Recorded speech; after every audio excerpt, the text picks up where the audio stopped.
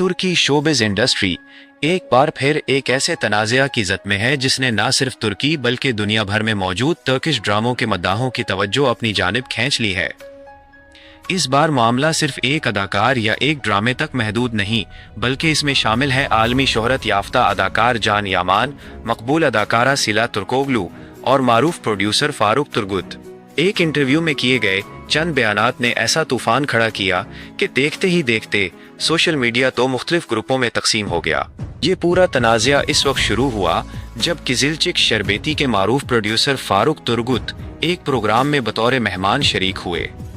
गुफ्तगू के दौरान मुख्तलिफ ड्रामों, अदाकारों और इंडस्ट्री से मुताल्लिक सवालात किए गए, लेकिन सबसे ज़्यादा तवज्जो इस वक्त हासिल हुई जब उनसे अदाकार जान यामान के बारे में सवाल किया गया। मेज़बान ने पूछा कि क्या वो मुस्तक़बिल में दोबारा जान यामान के साथ किसी नए प्रोजेक्ट में काम करना चाहेंगे।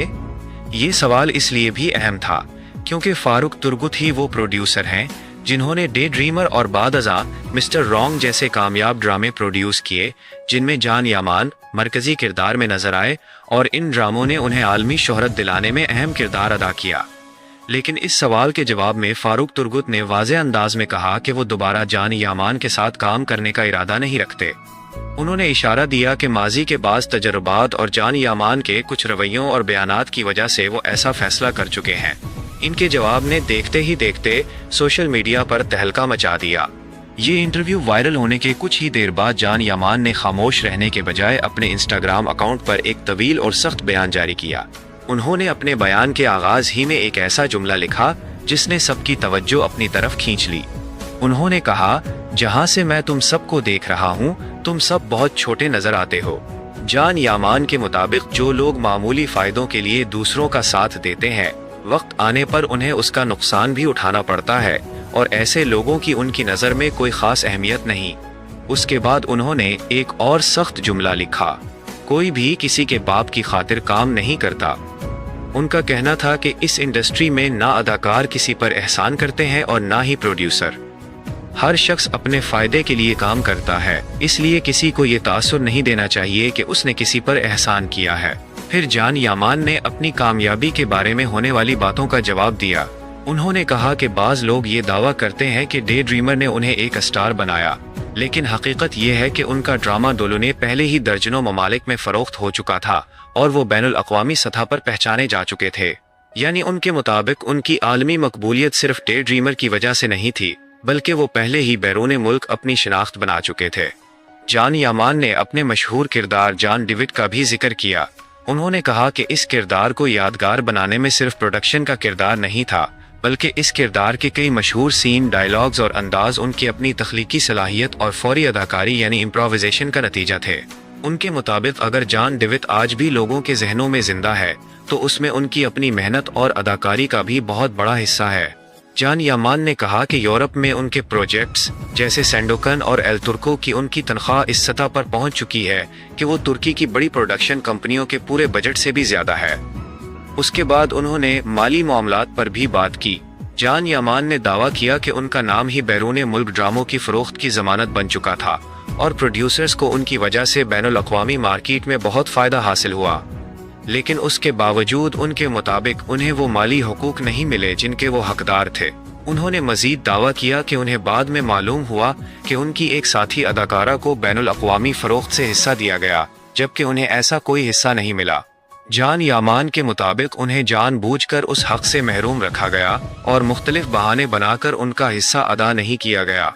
सिर्फ यही नहीं, बल्कि उन्होंने ये भी इल्ज़ाम लगाया कि माजी में उनके कैरियर के बाज़ मौक़े को भी मुतासिर करने की कोशिश की गई।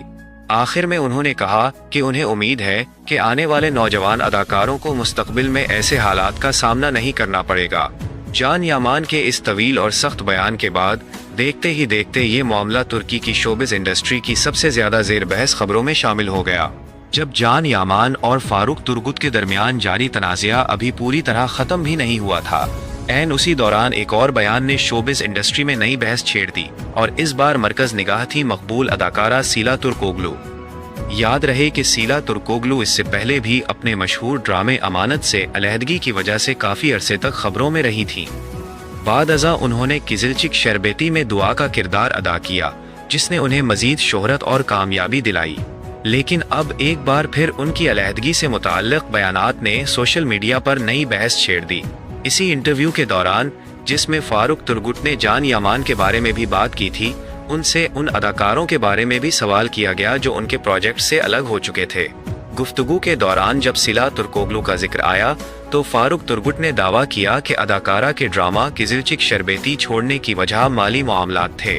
उनके मुताबिक सिला तुर्कोगलू को लगता था कि उन्हें मिलने वाला मुआवजा उनकी मकबूलियत के मुताबिक नहीं था और फीस से मुताल्लिक इख्तिलाफात उनके फैसले की एक अहम वजह बने। ये बयान सामने आने के कुछ ही वक्त बाद सिला तुर्कोगलू की मैनेजमेंट एजेंसी ने एक बाज़ाब्ता बयान जारी करते हुए इन तमाम दावों को सख्ती से मुस्तरद कर दिया।